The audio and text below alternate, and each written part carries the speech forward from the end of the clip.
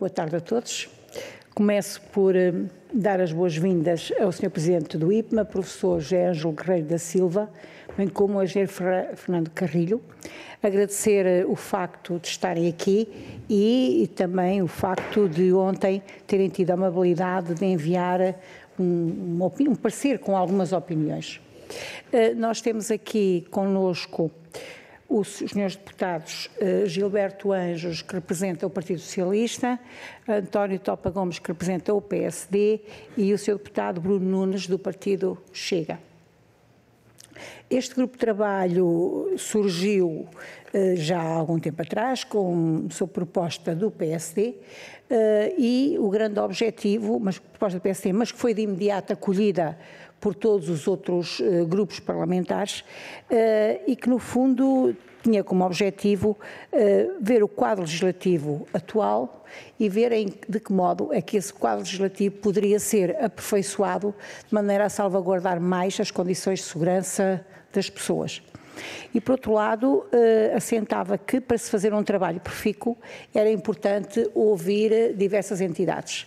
Essas entidades foram propostas pelos diversos grupos parlamentares, desde as ordens até também, no caso o IPMA, pelo todo o conhecimento que tem, por todos os dados que poderá ter e que poderão ajudar a clarificar e eventualmente a melhorar a própria legislação, com base em todos os elementos que foram sendo recolhidos, que já recolhemos alguns e que vão sendo. Se este grupo de trabalho, quando surgiu, era importante, com o evoluir dos acontecimentos, aliás, o requerimento foi aprovado em 22 de fevereiro, portanto, com o evoluir dos acontecimentos, quer o que aconteceu na Turquia, quer agora mais recentemente em Marrocos, alguma instabilidade ou alguma situação de algum receio que se criou na própria opinião pública, acho que é importante, até porque muitas vezes as pessoas têm a ideia que a política só serve para aquilo que muitas vezes denominam a politiquice, e aí o Chega costuma fazer umas melhores apresentações sobre o assunto, mas de facto a política está muito para além disso, e sempre que conseguirmos no âmbito da política, como missão nobre, fazer algo que nos ajuda a todos a viver melhor, quando digo a todos, ao povo português, e o viver melhor significa também mais segurança, estamos todos no bom caminho. E dizer também aos senhores que, felizmente, no âmbito deste grupo de trabalho, temos conseguido, até ao momento, por parte de todos os grupos que aqui estão, fazer um trabalho profícuo e tentar, de facto, colocar sempre as pessoas em primeiro lugar e não estar aqui com outro tipo de atitudes, ou seja, é de facto uma atitude muito construtiva por parte de todos os grupos parlamentares que têm existido aqui e também por parte das entidades que temos recebido. Por isso, queria agradecer mais uma vez o facto de estarem. A reunião desenrola-se da seguinte forma: a entidade tem 10 minutos, mais ou menos, para apresentar e para dizer, no fundo, aquilo que pensa sobre o assunto, e depois os senhores deputados têm 3 minutos para fazerem questões. E, de acordo com esse mesmo tempo que foi utilizado pelos senhores deputados, mais ou menos, os senhores depois respondem a essas mesmas questões. Aqui o nosso timing máximo será sempre às 15 horas, porque às 15 horas nós temos o plenário. Portanto, não vou aqui amassar-vos mais, dava a palavra, portanto, não sei se é o Sr. Presidente do IPMA.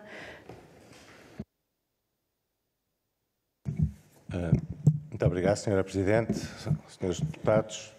É sempre com grande gosto que colaboramos com a Assembleia da República. Como sabem, o IPMA é um laboratório de Estado e de referência. A nossa principal missão é, nomeadamente neste domínio, o apoio à salvaguarda de pessoas e bens, em estrita colaboração com os serviços de proteção civil. Aliás, estamos num dia desses hoje. O nosso colega Telmo de Carvalho, que era suposto ter vindo, está precisamente a acompanhar a situação no centro de observação e, portanto, estamos sempre ao dispor para colaborarmos com a Assembleia da República no apoio ao desenho das políticas públicas, como é nossa obrigação. De facto, em relação à matéria em apreço e que nos traz aqui hoje, embora o Instituto Português do Mar e da Atmosfera não tenha competências diretas em matéria de ordenamento de território e urbanismo, tem, contudo, aquilo que é a sua missão no que diz respeito à análise da sismicidade e também da perigosidade em termos daquilo que é o território nacional. Visto de um ponto de vista daquilo que é mais da engenharia física e não esquecendo o papel do outro laboratório que é o LNEC, que é aí fundamental, as coisas mudaram no país mais ou menos a partir de 1983 com a entrada do Regulamento de Segurança e Ação para Estruturas de Edifícios e Pontes e mais recentemente a partir de 2019 com a entrada em vigor das normas europeias através do Eurocódigo 8, esse aspecto foi reforçado, bem como não só em relação ao novo edificado, mas sobretudo também, o que é extremamente importante, ao edificado pré-existente, nomeadamente no domínio da reabilitação urbana e da introdução de medidas de sismicidade. Indo diretamente àquilo que é a missão do IPMA, e sem prejuízo de passar a palavra ao engenheiro Fernando Carrilho, que de facto é o nosso especialista na matéria e coordenador destas áreas, o que é que nós temos? Nós já temos alguns estudos desenvolvidos a nível nacional, nomeadamente sobre perigosidade sísmica, quer a nível regional, nomeadamente no Algarve, quer das grandes áreas metropolitanas. Para além da rede sismográfica clássica existente, embora com estações automáticas nos últimos tempos, foram instaladas também acelerómetros que permitem complementar esta informação, nomeadamente com a velocidade dos movimentos do Sol. Portanto, já estão cerca de 45 instalados no território continental que dão uma informação complementar. Como certamente também saberão, naquilo que é o sistema de alerta precoce de sismos, infelizmente, o estado da arte da ciência a nível mundial não é nada que se pareça com a meteorologia.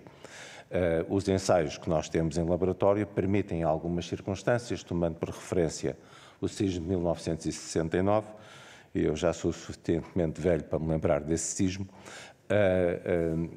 um alerta teórico de 40 segundos. É o estado da ciência a nível mundial, mas que não é despiciente, como veremos, o engenheiro Fernando Carrilho vos dirá. Seria interessante, de facto, alargar esta rede de acelerómetros a nível nacional, mas para isso seria necessário um acordo a nível municipal para se poder estender a todos os municípios. Não é um investimento muito caro, os aparelhos são cerca de 1.500 euros cada um, e, portanto, pelo menos nas zonas de maior perigosidade, em articulação com os municípios, mas isto tem mesmo que ser feito em articulação com os municípios, não seria difícil de alargar, tendo nossa consciência que, na melhor das hipóteses, nós temos um alerta de 40 segundos. Neste momento, ao dia de hoje, com a ciência que está desenvolvida, que, como veremos, em termos de comunicacionais, nomeadamente nos modelos de comunicação, existem formas de comunicação mais rápida, que o engenheiro também, e não o simples SMS, há outras formas que, por exemplo, já são utilizadas no Japão e que dão alertas imediatos, principalmente a partir de smartphones, mesmo aqueles mais antigos, 10 anos, isso já funciona e já é utilizado. Do ponto de vista do IPMA, temos também investido grandemente nesta matéria e talvez a principal novidade, como sabem, está em curso o que se chama a nova rede de cabos submarinos, portanto, do Triângulo Continente, Açores, Madeira. Dentro disso, nós temos os chamados Smart Cables. É um investimento da IP Telecom, como sabem, bastante avultado, estamos a falar de 156 milhões de euros, nos quais, nesses cabos, é possível instalar, e vai ser instalado, isso já está pré-delineado, um conjunto de sensores que detectam os movimentos em fundos oceânicos, onde normalmente se originam os sismos. Mas não só isso, também os tsunamis. Nós temos, de facto, a ciência da previsão de tsunami neste momento em Portugal e, aliás, o IPMA é o centro europeu para esta região do Noroeste Atlântico de previsão de tsunamis. A instalação destes sensores, chamemos de sismicidade e de alerta de tsunami nos Smart Cables, está prevista a entrada em funcionamento final de 2026, princípio de 2027. Isso vai também ajudar bastante do ponto de vista de modelo de previsão, sempre complementar à clássica rede sismológica que está instalada por todo o país. Portanto, no fundo, é esta panóplia de instrumentos. O IPMA está, neste momento, na linha da frente em relação aos diferentes centros de investigação e de previsão na área da meteorologia e geofísica em termos internacionais, em contacto com as redes internacionais europeias e norte-americanas, nomeadamente no caso da América do Norte, com o alerta de tsunami da rede de que fazemos parte, e temos, de facto, uma das melhores equipas em termos internacionais em Portugal, e isto é aquilo que nós vos podemos dizer, acrescentando que talvez fosse útil, mas mais uma vez com a participação dos municípios, e agora entrando mais no ordenamento do território, uma matéria que apesar de não ser da nossa competência, eu conheço razoavelmente bem, por diferentes razões não vem agora ao caso, mas talvez o ampliar das cartas de perigosidade a nível municipal seja um instrumento útil e, no fundo, será mais uma das condicionantes a introduzir nas designadas cartas de condicionantes que poderá ser desenvolvida, apesar de já estarem para as áreas metropolitanas e para a região do Algarve, recordando que as principais regiões de sismicidade no país são a região do Vale do Tejo e a região do Algarve, principalmente do Algarve Litoral. Engenheiro Fernando Carrilho, se eu não cometi nenhuma incorreção técnica, por favor. Obrigado, Sr. Presidente. Não, penso que retratou aquilo que tínhamos conversado e preparado em termos de apresentação.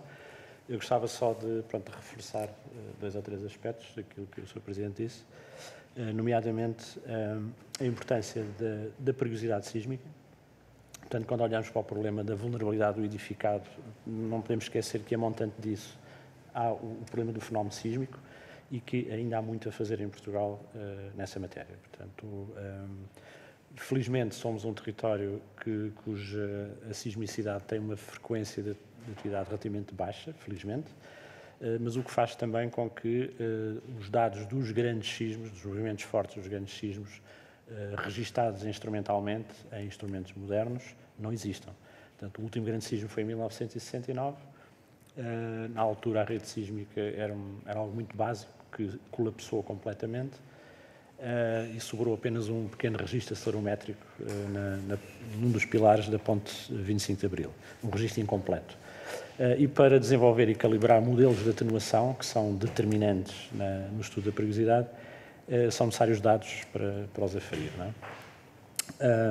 Portanto, há ainda muito trabalho, há opiniões diferentes sobre como é que estas coisas devam ser desenvolvidas, portanto, entre os académicos e os investigadores dos laboratórios de Estado, mas é algo que convém não perder a orientação que tem que ser melhorado.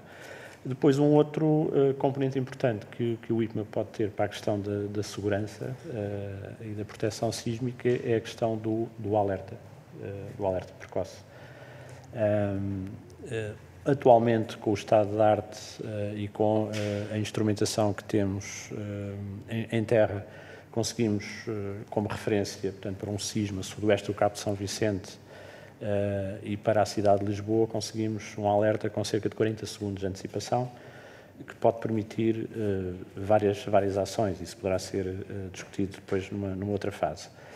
Simplesmente esta rede, ao estar limitada à terra, tem uma visão azimutal reduzida e há o risco de poderem ser emitidos falsos alertas. E isso é extremamente negativo nas nossas atividades. Felizmente, a oportunidade do Smart Cable, do chamado Atlantic Smart Cable, que começou a ser discutido em 2019, portanto, que vai avançar com a instalação de sensores em zona submersa, vai dar uma outra luz sobre o problema, portanto, e tornar a questão do alerta sísmico precoce mais viável. Por fim, um outro aspecto importante que consideramos também para desenvolver em Portugal é a questão do alerta à população, do alerta direto à população, que é a implementação da tecnologia Cell Broadcast, que ainda não está implementada em Portugal, mas é aquela que permite, de uma forma muito rápida, quase instantânea, colocar um aviso num qualquer utilizador que esteja numa zona exposta a um risco. Isto não é só para o fenómeno sísmico, mas é muito importante para os tsunamis, por exemplo, e para outros riscos em que a população tem que ser alertada. Portanto, e também gostávamos de deixar a nossa opinião relativamente a isto, que é algo que o país precisa, de facto, de investir.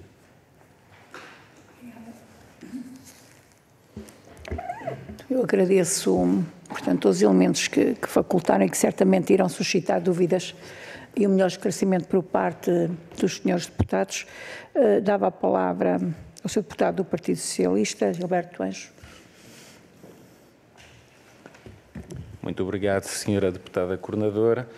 Cumprimentar o Sr. Presidente do Instituto Português de Mar e da Atmosfera, o Sr. Professor José Guerreiro e o Sr. Engenheiro Fernando Carrilho. Agradecer em várias perspectivas a vossa disponibilidade de estar aqui conosco, os contributos que nos enviaram, que efetivamente são contributos, já irei a eles, uma perspectiva diferente em relação aos restantes contributos e às audições que temos vindo a ter. Temos tido bastantes audições, é um trabalho muito rigoroso, nós não somos técnicos, não é a nossa praia, nós temos que legislar, por assim dizer, sobre essa matéria e por isso todos os contributos têm sido fundamentais para desenvolvermos o nosso trabalho e esse contributo também dá-nos outra perspectiva, que não é uma perspectiva técnica meramente urbanística ou de construção. E é uma perspectiva muito interessante, com algumas sugestões que me parecem claramente pertinentes e também agradecer todo o trabalho que o Instituto Português de Mar e Atmosferas tem desenvolvido nesta área, com a publicação no Instituto Português de Mar e Atmosferas, Conhecimento, etc., um conjunto de documentação e de informação que acaba por enriquecer e por lançar essa temática e divulgá-la também. Aqui, queria começar por uma pergunta algo genérica e que vai permitir de desmistificar aqui um aspecto que temos vindo a falar e que às vezes é utilizado. A relação, nós todos sabemos que os fenómenos sísmicos já acontecem periodicamente em Portugal, há quem presume que diariamente, nem que sejam pequenos fenómenos. Aquilo que eu pretendia perguntar e questionar se poderá existir algum relacionamento entre as alterações climáticas e a atividade sísmica, ou alteração ou uma escala maior ou mais frequente da atividade sísmica, ou se são fenómenos, efetivamente, que não têm rigorosamente nada a ver um com o outro, ou, inclusive, também outra resposta poderá surgir, não há estudos ainda que consigam demonstrar que existe alguma ligação entre um fenómeno e outro. Depois dos contributos recebidos, efetivamente destaco aqui a questão da alerta precoce. Estamos aqui a falar, efetivamente, de 40 segundos, que parece pouco por um lado, mas que se pode tornar fundamental para salvar vidas por outro.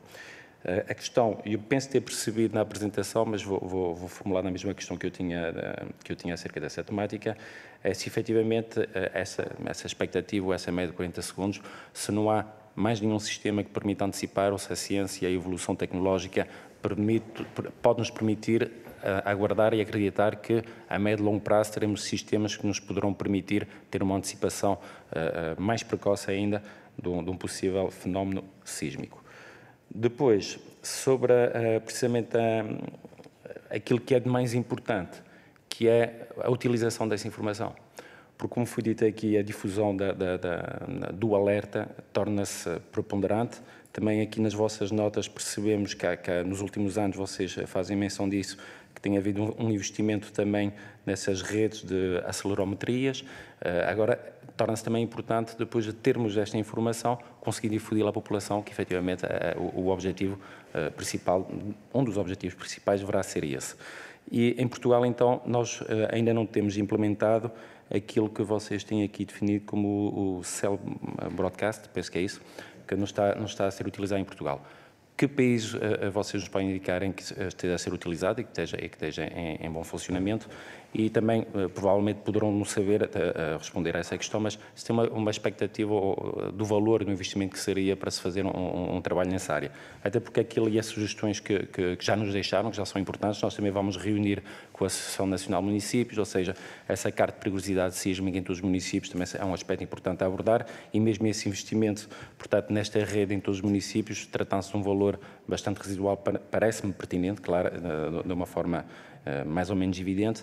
Agora, a difusão da informação e essa pequena antecipação também poderá salvar muitas vidas e tentamos perceber, então, onde ela está a ser implementada e, efetivamente, se poderão dar aqui uma expectativa do valor. De momento, são as únicas questões que eu tenho para colocar. Obrigado. Obrigada. Dava a palavra ao Sr. Deputado António Topa Gomes. Obrigado, Sra. Coordenadora. Cumprimentar os restantes deputados e, naturalmente, o Sr. Professor José Guerreiro e o Sr. Engenheiro Fernando Carrilho, a quem agradecemos a colaboração e a explicação.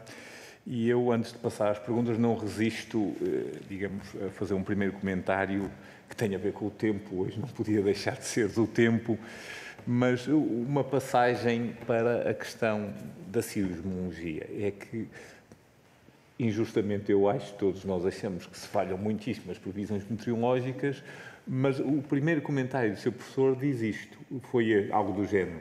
É que a nossa capacidade de previsão ao nível sismológico não tem nada a ver com a nossa capacidade de previsão com o tempo. E, portanto, eu acho que este exemplo é decisivo para conseguirmos explicar à população de que é que estamos a tratar. Estamos a tratar de um assunto que, digamos, fazer previsões meteorológicas com algum rigor é facilmente. E, portanto, este comentário acho que é um comentário importante também para percebermos que nós ainda não somos o homo-deus capaz de prever tudo. 2 ou 3 questões que gostava de fazer.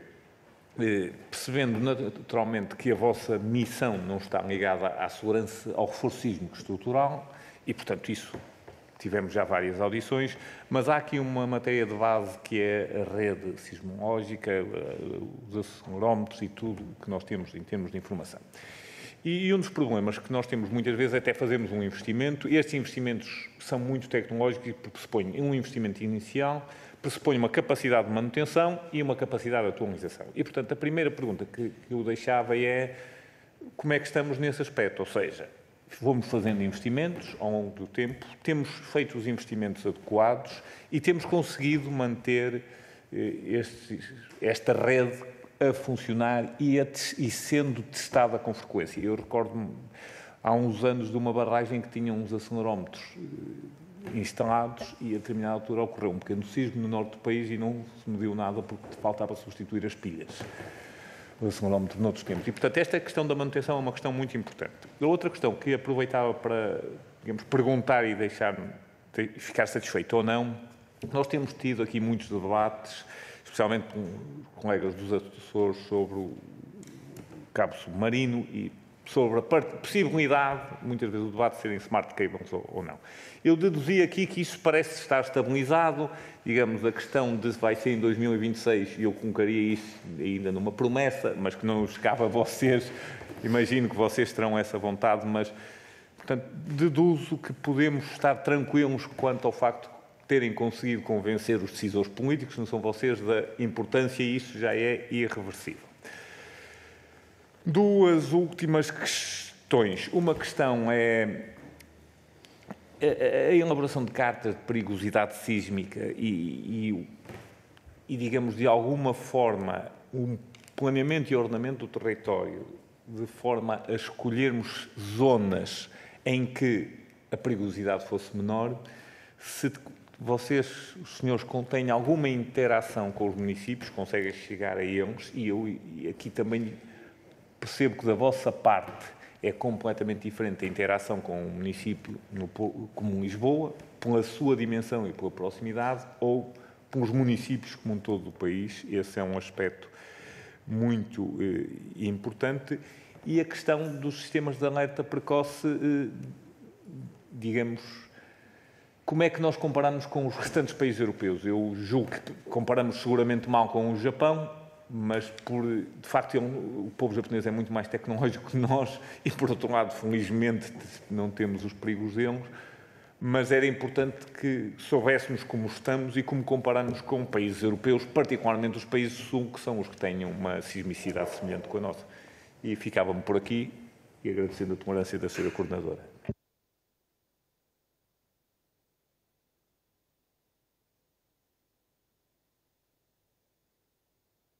Ao Sr. Deputado Bruno Nunes, a quem agradeço desde já também o facto de estar hoje aqui e de ter estado sempre. Muito obrigado, Sra. Coordenadora.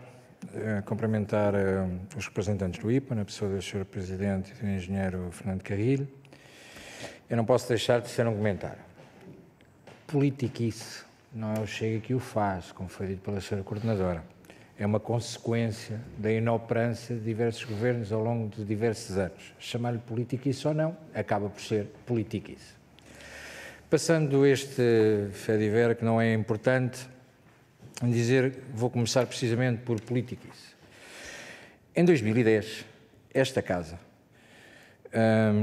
emitiu uma resolução, que é a Resolução 102 de 2010, onde tem a adoção de medidas para reduzir os sismos ou o risco sísmico.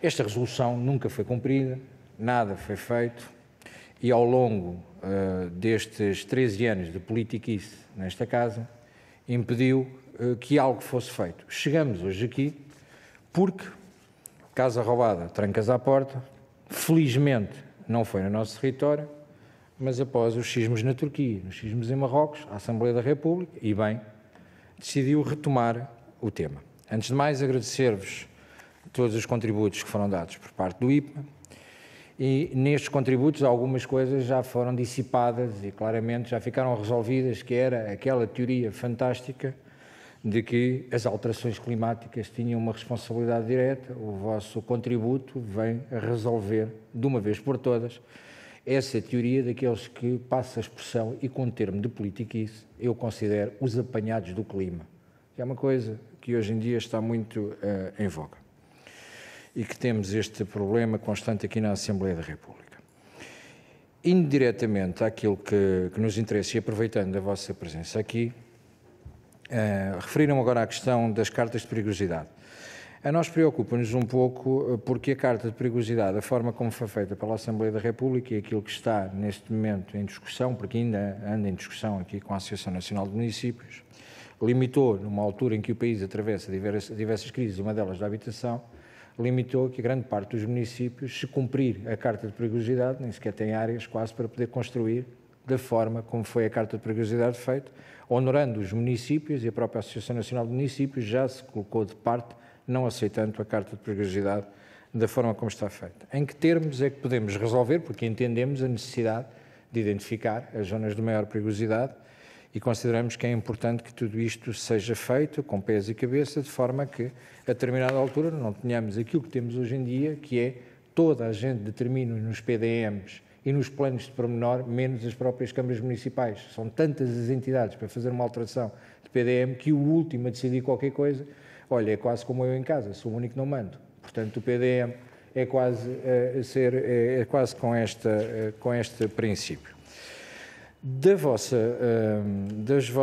vosso contributo, do contributo que nos fizeram chegar e daquilo que falaram agora também, falaram que existem estudos da perigosidade sísmica já realizados. Eu gostava de saber se era possível fazer chegar a este grupo de trabalho alguns desses estudos e se estes documentos podiam ser facultados, de forma a podermos trabalhar em conjunto. Em relação à questão do Cell Broadcast, o Sr. Presidente referiu que nós neste momento estamos na vanguarda e na linha da frente em relação aos parceiros europeus e que estamos de uma forma evoluída a trabalhar, e ainda bem. A nossa pergunta passa: o que é que falta para podermos fazer a ativação da Cell Broadcast em Portugal? É uma questão financeira, é uma falta de verba de orçamento de Estado, é uma falta de vontade política, é uma falta de vontade... O que é que falta para podermos ter esta ferramenta, ao vosso dispor, para podermos trabalhar de forma efetiva e na segurança dos nossos concidadãos? Para terminar, deixar uma pergunta ainda em relação àquilo que são os registros, porque indo ao site do IPMA entendemos que o nosso país abana muito, e não é apenas com os tremores que o Chega faz na Assembleia da República. A atividade sísmica em Portugal e os registros que temos, porque olhando para o vosso site, não sendo engenheiro nem técnico, assustou-me um pouco ver a quantidade de vezes que a nossa terra treme. É normal os registros que temos atualmente, ou por algum momento, nos últimos anos, tivemos algum alerta que pudesse despertar no IPMA alguma atenção especial em relação àquilo que foi a atividade registada através das vossas ferramentas que têm ao dispor? Muito obrigado. Eu dava a palavra. Queria o Sr. Professor. Muito obrigado. Eu vou responder de uma forma genérica às questões que foram colocadas e depois passarei as questões mais técnicas ao Sr. Engenheiro Fernando Carrilho. Em relação à questão das alterações climáticas, não temos nenhuma evidência nem nenhuma relação científica entre uma coisa e outra. portanto isso é muito fácil. Em relação àquilo que é necessário para os alertas precoces, o Sr. Engenheiro Fernando Carrilho irá explicar, mas devo recordar que isto é uma decisão que envolve essencialmente a proteção civil. Está praticada já no Japão, creio que na Grécia também existe este sistema. Está a ser pensado. Está a ser desenvolvido. Quanto à questão que está relacionada com a rede dos acelerómetros e a capacidade de manutenção, obviamente que se nós avançarmos para uma estrutura destas a nível nacional, vamos ter que ter um reforço de meios humanos, como é evidente. Saberão também que nós estamos a alargar o quadro de profissionais do IPMA, estão previstos a contratação nos vários setores de cerca de 60 novos profissionais, até para rejuvenescimento dos quadros, e obviamente que desenvolvendo projetos deste tipo, isto também nos permite alargar o nosso quadro, portanto uma coisa deriva da outra. Em relação também à questão que nos colocaram, nós temos, de facto, vindo a desenvolver um trabalho razoavelmente consistente e permitam-me aqui dizer um aspecto que frequentemente não é relevado. As pessoas veem nas notícias, mas nem sempre conseguem aprender. Recentemente, o IPMA fez um investimento num supercomputador de 1,5 milhões de euros. O que é que isso implica? Implica que nós conseguimos processar um volume de dados e de uma forma que até hoje não conseguimos fazer.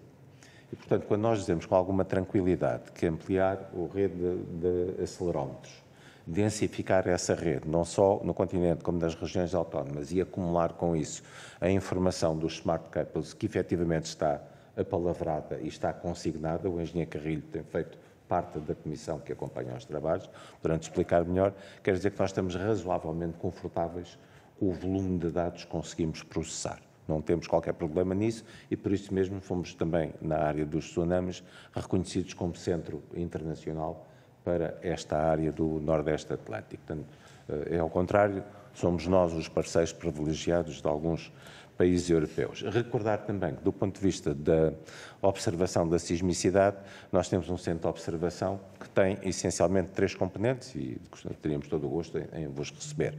A componente da meteorologia aeronáutica, que hoje está debaixo de grande pressão, a componente da meteorologia e a componente da observação sísmica, todas elas funcionam 24 sobre 24. E sim, há sismos praticamente todos os dias, mas isso decorre normalmente. Dava agora a palavra ao engenheiro Carrilho para, por favor, os aspectos mais técnicos. Obrigado, Sr. Presidente. Pronto, a questão da relação da atividade sísmica com as alterações climáticas, portanto, não há qualquer relação entre elas, portanto, isso não há evidências científicas, nem é expectável que alguma vez venha a existir. Contrariamente àquilo que poderia acontecer com os tsunamis, por exemplo. Não é exatamente a questão que vocês aqui estão a debater, mas com a subida do nível médio do mar nos próximos anos, o risco do tsunami aumenta, obviamente. Pronto. Mas isto é um outro aspecto. Quanto ao relacionamento com a atividade sísmica, isso definitivamente não. A questão do alerta sísmico precoce, se os 40 segundos para um sismo típico a sudoeste do Cabo de São Vicente e para a cidade de Lisboa, temos 40 segundos, é possível melhorar. À partida não será possível melhorar muito neste aspecto, porquê? Porque aqui estamos a falar não em previsão, mas estamos a falar em antecipação. Portanto, quando é feita a avaliação daquilo que acabou de acontecer. E isso é feito de uma forma muito rápida. Antecipamos o impacto das ondas sísmicas potencialmente mais destrutivas. Portanto, para, digamos, ganhar mais tempo, relativamente a estes 40 segundos, teríamos que ser capazes de fazer previsão sísmica. E isso, na comunidade científica, não está em cima da mesa. Portanto, já foi um grande objetivo, nos anos 70, nos anos 80, mas não foi possível chegar a modelos de previsão. Portanto, é algo que atualmente não se vê como viável.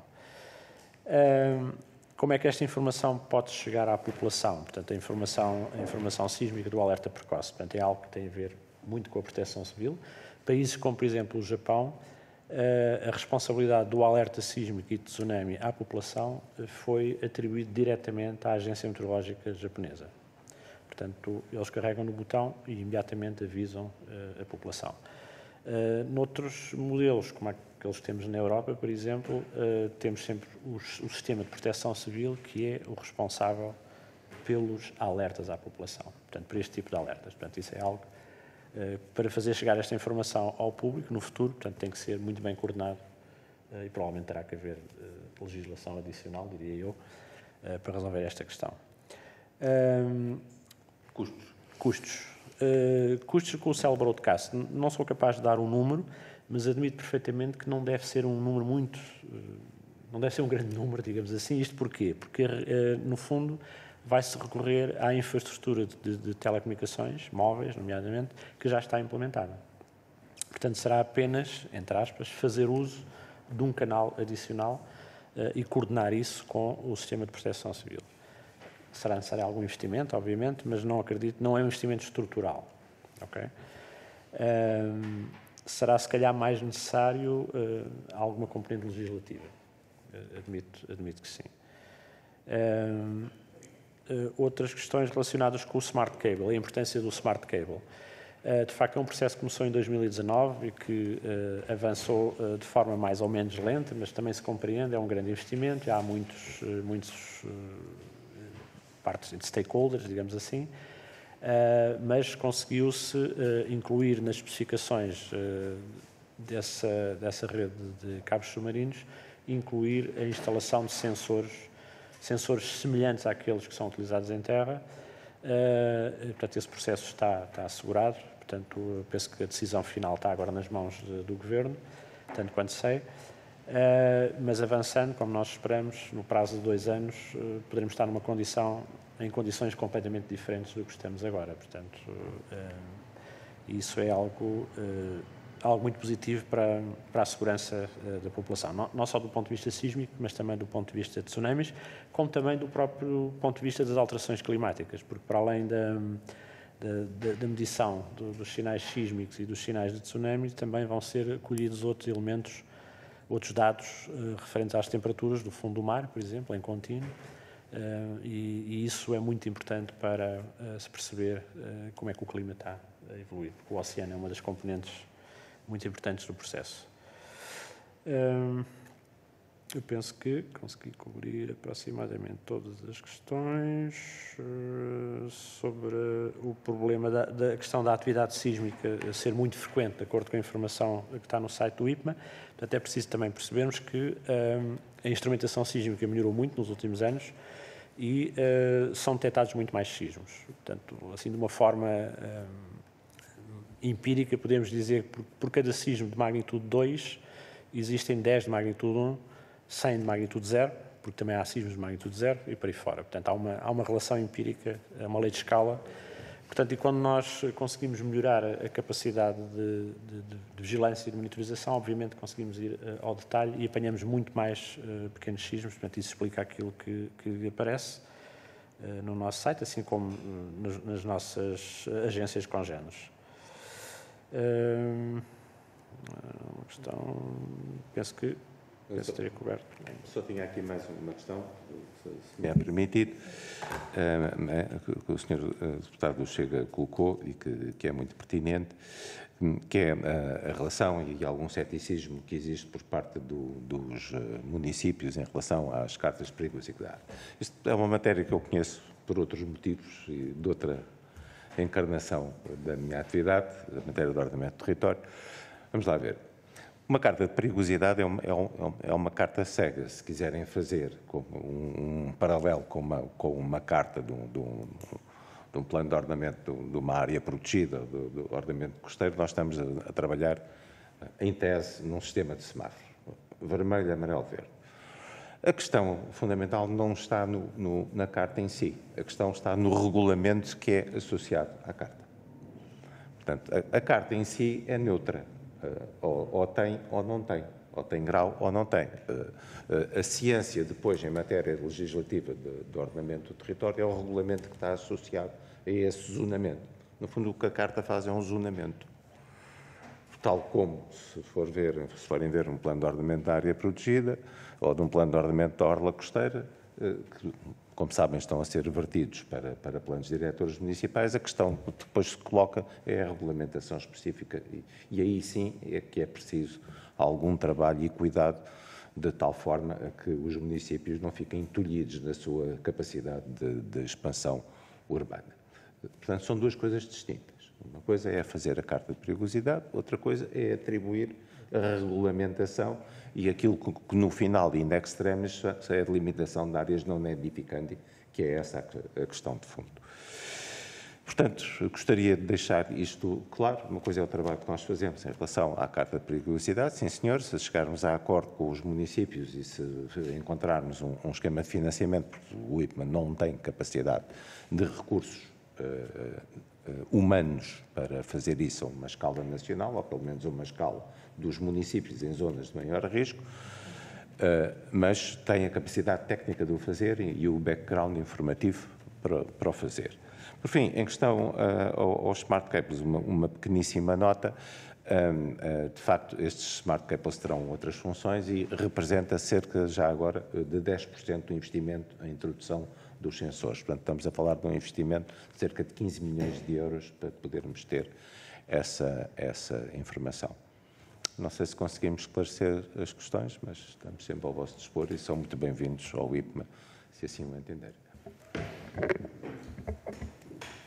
Sim, eu começo por agradecer ao Sr. Presidente do IPMA e ao Engenheiro Fernando Carrilho os contributos que trouxeram. Penso que esclareceu agora neste último ponto que, de facto, quando falamos sempre da Carta de Perigosidade, poderia não ser feita nos concelhos todos. Poderíamos começar, eventualmente, pelas zonas de maior risco e depois ir avançando. Também quando refere em relação à colocação dos equipamentos que necessitavam do aval dos municípios, que referiu que eram cerca de 1.500 euros, pelo que eu percebi, provavelmente também poderia ser dado um passo nesse sentido, não sei, era isso que... nesse sentido. Pronto, não... Antes de terminar, agradecendo também o convite que foi feito, queria apenas esclarecer aqui o seguinte, e penso que provavelmente não me expliquei bem em relação ao partido Chega. Longe de mim dizer que algum partido fazia politiquice. Pelo contrário. Eu acho que, em primeiro lugar, a política é uma das artes mais nobres que existe. E é assim que eu vejo a política. E acho que, independentemente dos partidos, quem está na política tem sempre por missão fazer o melhor para as pessoas que os elegeram.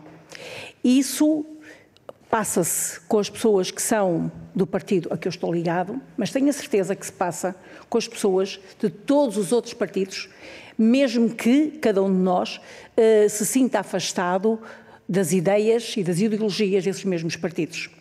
E refiro-me a alguns que não me compete aqui estar a referir, mas acho que toda a gente que está na política tem por objetivo, ou pelo menos a maioria das pessoas que estão na política, tem por objetivo fazer isso. E é assim que eu estou na política e que tem sido a minha vida na política. Agora, é um facto que existem pessoas na sociedade, não por culpa delas, mas muitas vezes por culpa de alguns políticos, que veem a política com maus olhos e que acham que, mesmo nesta casa, muitas vezes se debatem coisas que não têm interesse, porque a culpa não é das pessoas, a culpa é nossa. E quando eu dei o exemplo que neste grupo tentamos procurar evidenciar que há algo muito palpável que neste momento preocupa as pessoas e que todos aqui, sinto isso por parte dos senhores deputados, todos que aqui estão e que têm estado, se nota de facto uma demonstração clara que estão preocupados, que querem fazer, acho que é um bom exemplo e era nesse sentido que eu queria dizer, ou seja, longe de mim dizer-lhe, deputado Bruno Nunes, que o Chega fazia politiquice, pelo contrário. Pronto, mas era pelo contrário, é que algumas atitudes levavam a que as pessoas achassem isso e não há dúvida que há partidos que muitas vezes sabem mostrar às pessoas alguns exemplos sobre isso, mas não era... É uma questão aqui a discutir e acho que simplifica-se pedir desculpa pelas intervenções. Pronto. Não, eu não ficava bem, deputado Bruno Nunes, se não explicasse a minha ideia e provavelmente não me expliquei bem. Pronto, agradeço mais uma vez a presença e pronto, e não me sentiria bem se não fizesse esta explicação. Muito obrigada. Muito obrigado.